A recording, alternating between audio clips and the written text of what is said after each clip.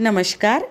आज श्रावण महिन्यातला शनिवार म्हणजे संपत शनिवार.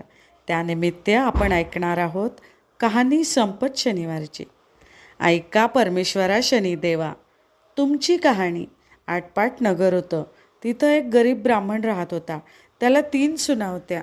पावसाळ्यात तो लवकर उठे, सकाळीच जेवण करी, लेकी सुनांसह शेतावर जाई, धाकट्या सुनेला मात्र घरी ठेवी.